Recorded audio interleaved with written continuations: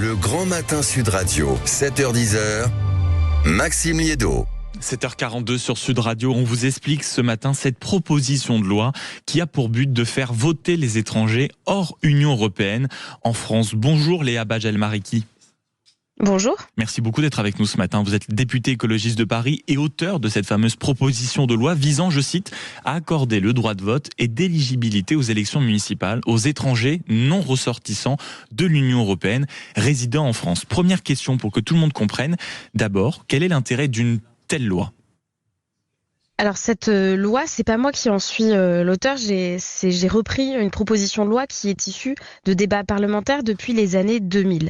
Au moment des années 2000, les Européens ont eu, juste après l'adoption du traité de Maastricht, les Européens ont eu le droit de vote aux élections municipales. Donc quand vous avez la nationalité italienne, espagnole, polonaise, au bout de 6 mois de résidence dans n'importe quelle commune de France, vous avez le droit de voter et d'être éligible simplement au poste de conseiller municipal.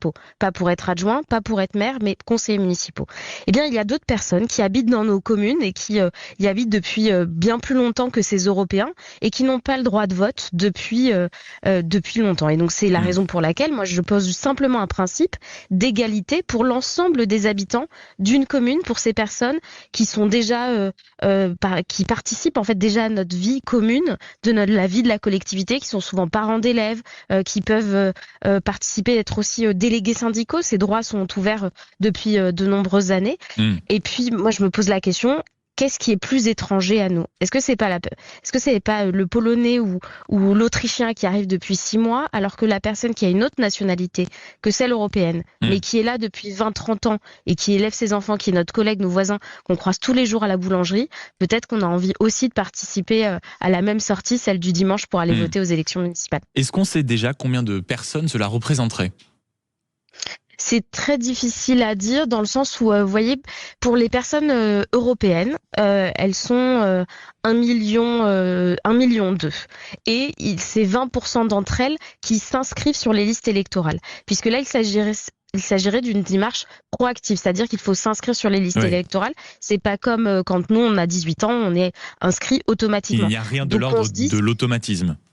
Exactement. Et donc là, ce serait à peu près le même mécanisme, puisque moi, je veux un principe d'égalité entre tous les résidents, tous les habitants, quelle que soit leur nationalité. Et donc, il faudrait aussi qu'on travaille la durée de résidence. Mais ça, c'est des débats qui interviendront après que le principe a été entériné dans la Constitution. Et pour ça, il faut passer par un référendum.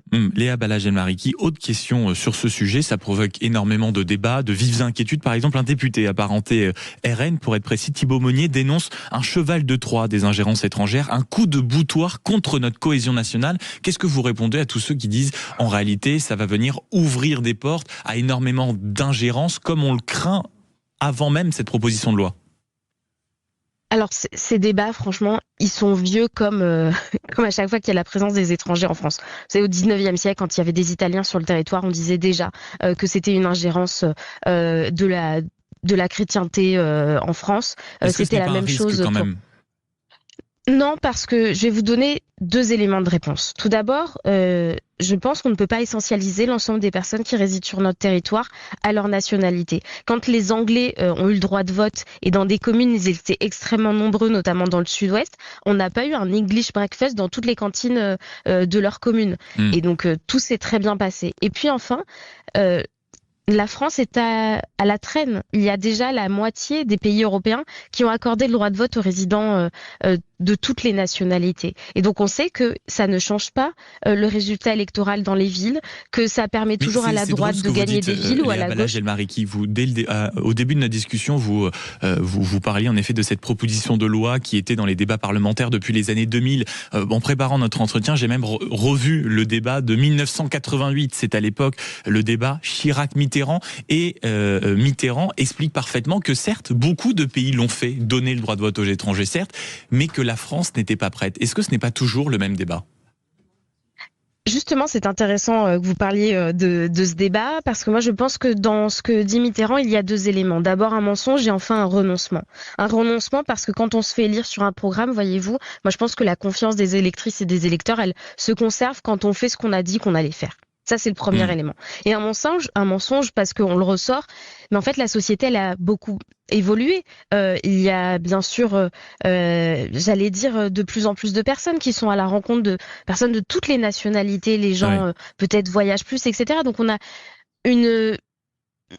un autre regard sur les personnes, quelle que soit leur nationalité. Et puis, il y a des enquêtes d'opinion qui nous montrent désormais qu'en 2024, c'était près de 70% de la population qui était favorable.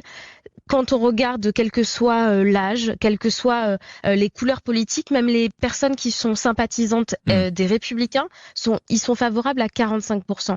Parce qu'il y a aussi les enseignements vous ne craignez du pas vote. Dans le contexte, Léa Balach-Mariki, que ce soit 20, c'est-à-dire qu'on avait la semaine dernière, presque à la même date précisément, les chiffres des hausses des titres de séjour largement en hausse dans le pays, avec, contrairement à ce que vous aviez pu souligner, le problème n'est pas l'italien ou le polonais, mais les plus de 60% des titres délivrés qui concernent notamment les pays du Maghreb, à savoir l'Algérie, le Maroc, la Tunisie, et beaucoup y voient un problème. Alors moi, j'y vois pas de problème parce qu'en réalité, je ne vais pas dire qu'un Marocain, qu'un Algérien est un problème en soi. Je ne vois véritablement pas le problème. Là, on parle pas, quand on nous parlait d'ingérence, mais attendez, on va se calmer 2 secondes. C'est pas Poutine. Il s'agit de femmes et d'hommes à qui on confie déjà nos enfants, à qui on confie nos dents. Mais de l'entrisme de quoi? De quoi a-t-on peur? De quoi a-t-on peur? De qu'est-ce qui va être retiré? Dans tous les pays, eh bien, il n'y a aucun changement dans les comportements électoraux. Les gens, ils votent pour les mêmes choses que Donc vous et moi. Donc vous pensez que la semaine prochaine à l'Assemblée nationale, au moment où le texte sera examiné, il a des chances de passer? Vous êtes confiante ce matin?